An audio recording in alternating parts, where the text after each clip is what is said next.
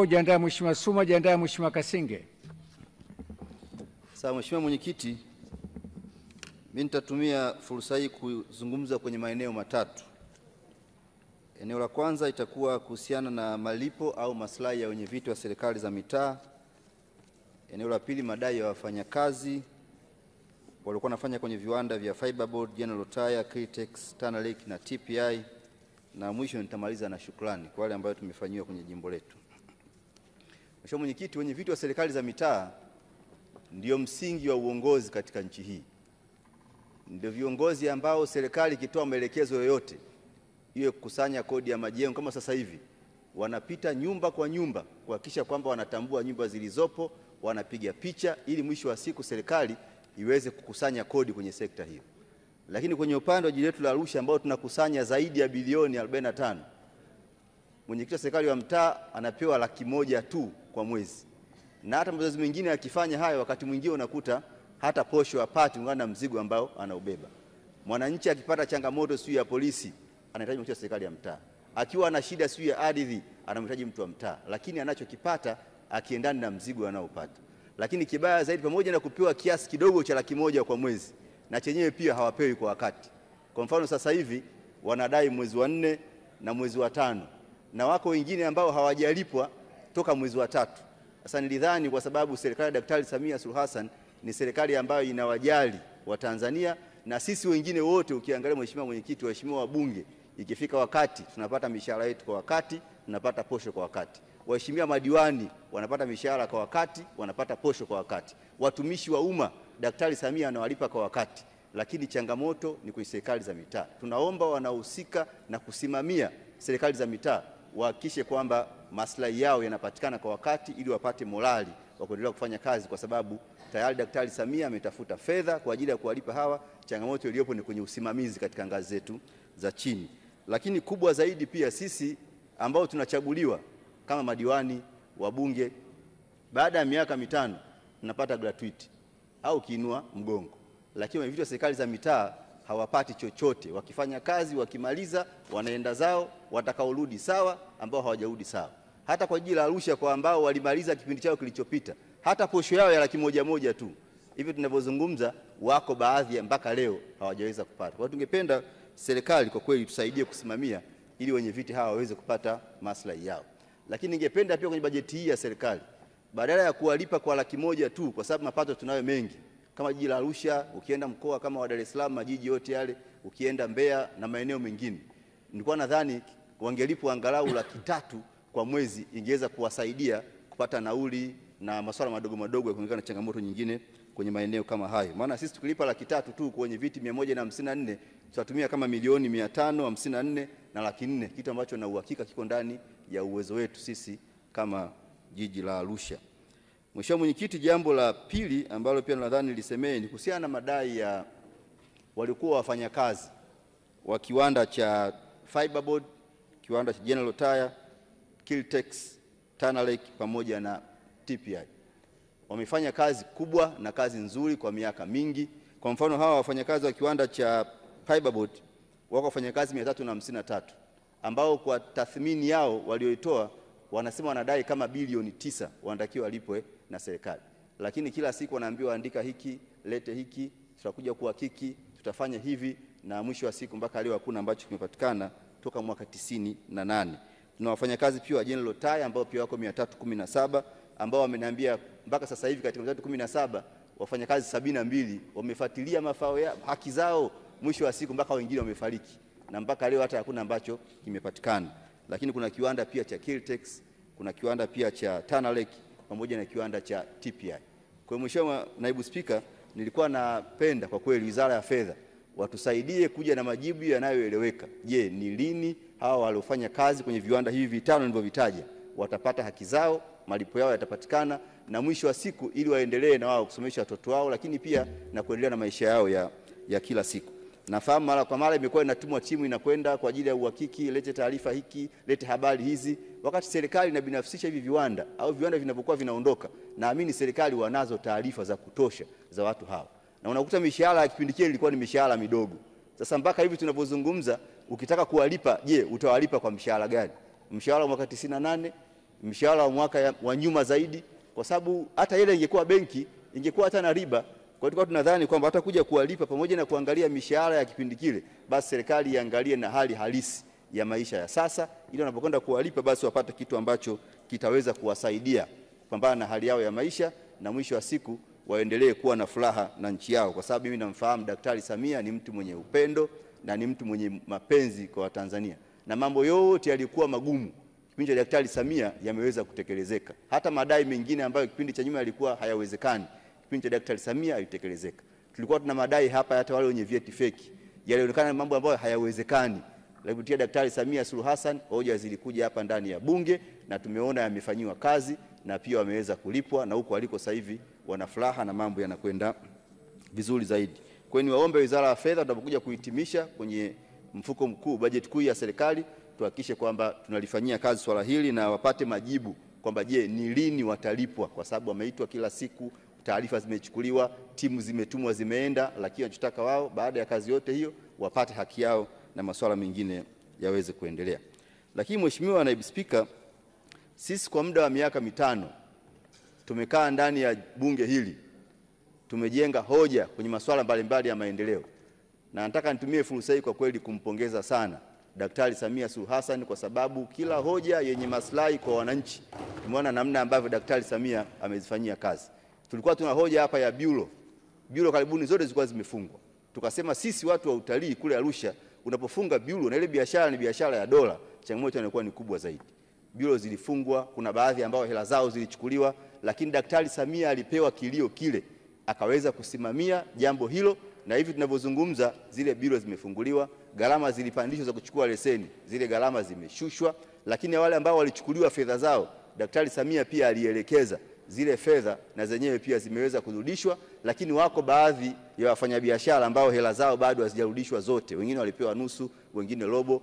Tunaomba Mheshimiwa Naibu Spika, Wizara ya Fedha, sababu tunajua hata Daktari Samia ameshatoa maelekezo hayo, waende wakasimamie basi na wale wachache waliobaki wakamaliziwe hela zao na mambo yaende vizuri zaidi. Na katika hili kwa kweli naomba nimpongeze sana Waziri wa Fedha ndugu yangu Daktari Mwigulu Nchemba, lakini nimpongeze pia naibu wake Waziri wa Fedha kwa kweli kwa kazi kubwa na kazi nzuri waliyofanya ya kusimamia ipasavyo maelekezo ya Daktari Samia Suluhu Hassan katika nchi yetu.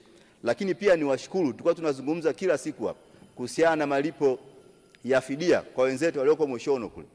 Kila tukizungumza wanasema yatafanywa kazi. Lakini tunashukuru sana kwa kweli Daktari Samia ameweza kuielekeza Wizara ya Fedha na ikashirikiana na Wizara ya Ulinzi. Zimetolewa zaidi ya bilioni 2 kwa ajili ya kuwalipa wananchi ambao walikuwa na mgogoro na jeshi kwenye kata kule ya Moshono, na hivi ninavyozungumza fedha zimeshafika tayari jiji la Arusha na wananchi wako pale tayari kwa ajili ya utaratibu wa kuweza kupata fedha zao, na mpaka vendor form wameshajaza tayari, wanasubiri taratibu za kawaida za kupata fedha zao. Tunaomba muwasimamie halmashauri hela zitoke kabla mfumo haujafungwa, maana wasije wakachelewa ikafika tarehe 30 mfumo ukafungwa alafu wananchi wakosa haki yao, wakati Daktari Samia ameshafanya kazi na wasaidizi wake mmemsaidia vizuri. Lakini tunamshukuru pia katika ile eneo mmetulipa Moshono jiji la Arusha sawa, lakini mmesahau kata ya Mlangalini na kata ya Nduluma. Tunaomba na wenyewe pia, japokuwa ni wilaya nyingine au jimbo jingine, kwa sababu ilikuwa ni mgogoro mmoja, naomba na wenyewe pia jambo hili likafanyiwe kazi, mambo yaende vizuri zaidi. Lakini tunamshukuru pia Daktari Samia ametupatia bilioni 48 kwa ajili ya chuo cha uhasibu Arusha kupitia mradi wa HIT ambao wanakwenda kuboresha kile chuo, wanajenga chuo kingine Songea, lakini pia wanaboresha na chuo kingine cha kule Babati. Tunamshukuru sana Daktari Samia kwa kazi hiyo na tunampongeza mkuu wa chuo Profesa Sedoyeka kwa kweli kwa usimamizi mzuri wa fedha hizo. Ukienda pale chuo kimebadilika kabisa, kwa sababu na mimi pia nilisoma pale, nafahamu chuo kilivyokuwa siku za nyuma. Lakini tunamshukuru Daktari Samia pia kwa ajili ya mradi wa TACTIC. Tulikuwa tuna kilio cha muda mrefu, tulikuwa hatuna stendi ya kisasa, hatuna masoko mazuri, hatuna barabara nzuri. Kupitia mradi wa TACTIC Daktari Samia anakwenda kutujengea stendi ya kisasa jiji la Arusha, anatujengea soko jipya kwa Mulombo pamoja na soko jingine pale Kilombero. Hivi tunavyoongea tenda ishatangazwa, mkandarasi kashapatikana na tayari ameshakabidhiwa site kwa ajili ya kuendelea na kazi. Tunamshukuru sana Daktari Samia katika miaka hii 5, wema aliyotutendea tutakwenda kumlipa kwa kumpa kula za kutosha, kwa sababu matendo yanaongea zaidi kuliko maneno. Lakini pia mradi wa TACTIC ndio kujenga barabara za lami, barabara ya Ngosheraton kilomita 4.8 na barabara ya Ola City pia kilomita 4. Kwa hiyo tunamshukuru sana Daktari Samia kwenye mambo hayo. Lakini tunamshukuru pia kwa kujengea uwanja wa AFCON bilioni 286 na kwa kujengewa tule uwanja wa AFCON tayari viwanja kule eka moja ilikuwa pengine milioni 15-20. Leo zaidi ya milioni, chini ya milioni 60 au pate eka moja pale. Kwa hiyo hata thamani pia imeongezeka. Anakwenda kujengea barabara ya lami pia ya Njolo, kutoka pale Njolo kwenda kwenye uwanja wa mpira hadi kufika kule kwenye eneo la stendi. Naomba tumshukuru sana, tumpongeze daktari kwa kweli kwa kazi kubwa ambayo anatufanyia. Lakini kupitia hiyo pia tunaenda kujengewa viwanja vidogo vidogo vingine. Leo kwa mfano kuna mkataba utasainiwa pale kujenga uwanja wa mpira wa Arusha Sports and Games Academy. Huu uwanja ni matokeo ya Daktari Samia Suluhu Hassan kuleta mashindano ya AFCON. Na bado kupitia wenzetu wa TFF tumependekeza maeneo ya kujenga viwanja vingine vidogo vidogo. Kuna uwanja wa Jimkana, uwanja wa Soweto, uwanja wa General Lotaya, uwanja wa Esami na pia na uwanja ule wa polisi. Lakini pia Mheshimiwa Naibu Spika, tumejengiwa shule mpya za sekondari, mpya kabisa na Daktari Samia. Amejenga shule ya sekondari Unga Limited, amejenga kule Murieti Mlimani, amejenga kule Moshono, amejenga kule Olmot kule Milongo 4, amejenga Sekei, anajenga nyingine kule eneo la Bondeni. Lakini katojengia na shule mpya za msingi tena za gorofa. Amejenga Nafco kule kata ya Olmot. Amejenga shule nyingine Msasani A na B. Amejenga ukiangalia shule nyingine kule Lemala. Kwa hiyo ukiangalia hata sekta ya elimu ameiona. Ukienda sekta ya afya ndio usisemi. Mount Meru zamani Mheshimiwa Naibu Spika ilikuwa mtu akienda hospitali X-ray peke yake kabla Daktari Samia anaambiwa nenda hospitali ya private kachekiwe alafu njoo hapa. Leo Daktari Samia akapeleka X-ray 2 ya digital na analog. Watu wanapata huduma pale. Amewapelekea CT scan, kaibadilisha ile hospitali. Anajenga vituo vya afya vipya. Nenda Sokoniwani, nenda kule kwenye kata ya Olmot. Sasa hivi kuna vya mkakati Sinoni tutajenga kituo pale. Kaboresha pale Kaloleni, ameboresha ukienda na kule Levolos ameboresha. Nenda Elelai, kajenga kituo kingine kipya pale ukienda Ola City. Unaona kabisa mambo yaliyofanyika Mheshimiwa Naibu Spika katika jiji la Arusha kwa kweli haijawahi kutokea.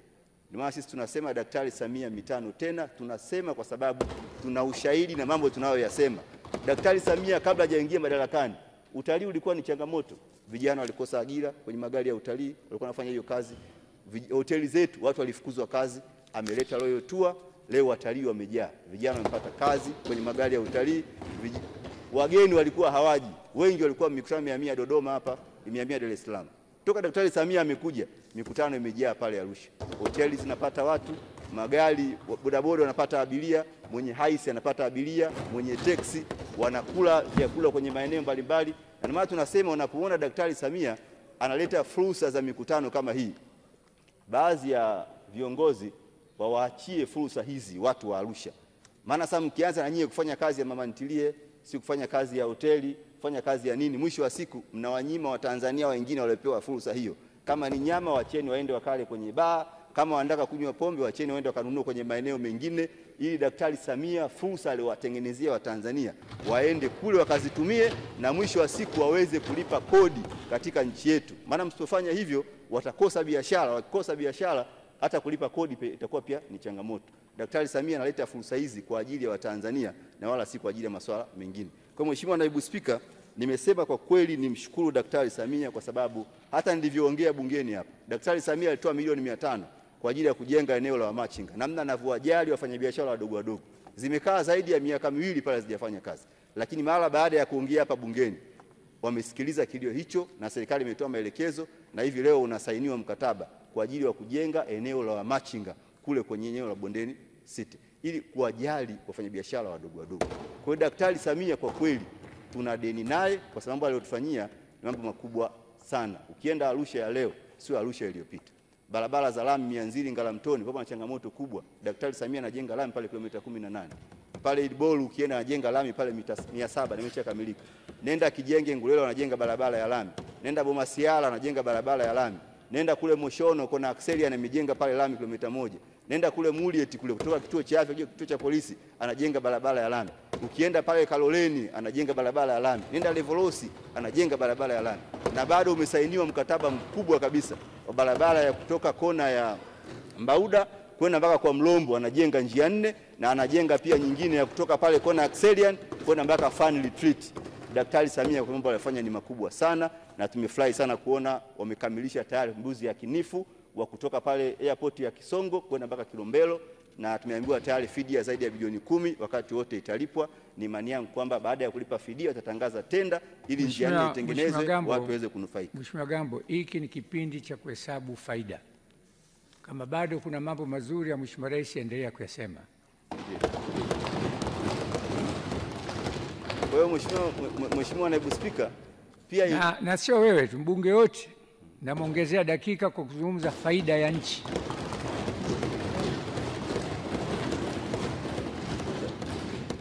Mheshimiwa Naibu Spika, Daktari Samia Suluhu Hassan kwa wakati wote, sisi kama watu wa Arusha tumekuwa tunahangaika sana na mradi wa Arusha Kibaya Kongwa. Awamu zote umezungumzwa, lakini ule mradi haujawahi kutekelezwa. Leo kupitia Daktari Samia Suluhu Hassan tayari mkataba umesainiwa. Tunakwenda kuanza na kilomita 70. Na kilomita 70 zile kama nilivyosema, tunajenga njia 4 kutoka pale kona ya Mbauda tunakwenda mpaka roundabout ya kwa Mlombo. Na baada ya roundabout ya kwa Mlombo mbele yake kidogo ndo Daktari Samia pale anajenga stendi ya kisasa ili watu wakitaka kwenda stendi wasipate changamoto yote. Lakini pia baada tunajenga barabara ya lami kutoka kona ya Kisene pale Moshono inakwenda mpaka kule Fan Retreat ambako wako baadhi ya wawekezaji kama Tanform wanajenga kiwanda kipya cha kisasa pale. Daktari Samia ameona kazi hiyo anayoifanya, ameamua kuwapelekea barabara ya lami ili mambo yaendelee vizuri zaidi. Kwa hiyo wale ambao wanasimamia mradi huu kwa maana ya TANROADS na Wizara ya Ujenzi, kwa sababu mkataba umeshasainiwa, naomba mkandarasi afike site mapema ili Watanzania waendelee kula matunda Daktari Samia Suluhu Hassan. Lakini Daktari Samia pia kwa kujali utalii, Mheshimiwa Naibu Spika, amekwenda kubadilisha kabisa uwanja mdogo wa airport ya Kisongo. Uwanja ambao siku za nyuma palikuwa hakuna mabanda ya abiria, sasa hivi amejenga mabanda ya abiria. Ule uwanja ulikuwa hauna taa, sasa hivi ameweka taa, ndege zitakuwa zinatua hata usiku. Kwa hiyo ni kazi ambayo ameifanya, ni kazi kubwa ya kuboost utalii. Na sisi Arusha, Mheshimiwa Naibu Spika, hatuna mashamba. Sisi pale hatulimi, tunategemea utalii. Maana mtalii akija akilala kwenye hoteli, faida ni nyingi sana. Akiamka tu asubuhi akinywa supu ya kuku, mama kule, kijana anayefuga kuku, atauza mayai, atauza kuku. Wewe Masai unayeuza kule ng'ombe, utauza maziwa yako, utauza nyama ya ng'ombe. Wewe unayeuza mbuzi, ni hivyo hivyo. Unayeuza mboga, utauza vitu vyako. Unayeuza mchele, unauza. Kwa hiyo inaongeza mzunguko kwenye uchumi wetu. Hata wageni wanaokuja kulala pale Arusha wana faida kubwa. Wakilala kwenye mahoteli, ajira hivyo zinapatikana. Lakini wakila kwenye hoteli chochote kile, wewe unaifanya biashara ndogo ndogo, unapata hiyo fursa. Kwa hiyo Daktari Samia kitendo cha kutetea Royal Tour ametuokoa watu wa Arusha, ameondoa changamoto ya Arusha, na namna anavyoijali Arusha. Hata mwaka huu tumeona amepitisha mapato yale yanayotokana na Ngorongoro pamoja na TANAPA. Sasa hivi watabaki nayo wenyewe ili waendelee kurekebisha miundombinu ya ndani, barabara zikae vizuri ili watalii wakija mambo yawe mazuri zaidi, lakini pia na masuala mengine yanayohusiana na maendeleo. Kwa hiyo Mheshimiwa Naibu Spika, kwa kweli namshukuru pia sana Mheshimiwa Waziri wa Fedha, ndugu yangu na rafiki yangu Daktari Mwigulu Nchemba, kwa sababu kama na naibu wake waziri pamoja na katibu mkuu, kama wasingekuwa na waziri mwenye kuweza kumsoma Daktari Samia anataka nini, haya tunayasema yote yasingewezekana. Lakini Dr. Mwigulu pamoja na wasaidizi wake wamemsoma Daktari Samia. Hakuna mfanyabiashara yote akionewa. Mmemsikia Daktari Samia amesema kwenye ziara yake, watu wasifunge akaunti za wafanyabiashara, watu wasiwaonee wafanyabiashara, lakini wafanyabiashara pia wasikwepe kulipa kodi kwa sababu kuna haya maneno. Kwa hiyo watimize wajibu wao, walipe kodi, na serikali hii ya Daktari Samia iko tayari kuwalinda ili mambo yaweze kwenda.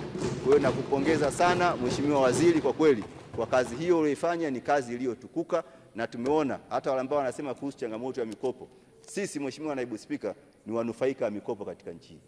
Hizi miradi ninayoisema hapa inatokana na mikopo ya World Bank. Leo tunajenga stendi, ni mkopo wa World Bank. Tunajenga yale masoko ya Kilombero, tunajenga soko la Molombo, ni mkopo wa World Bank. Tunaweka lami ya Engo Sheraton, lami ya Ola City na lami ya Oljolo kwenda stendi, ni mkopo wa World Bank.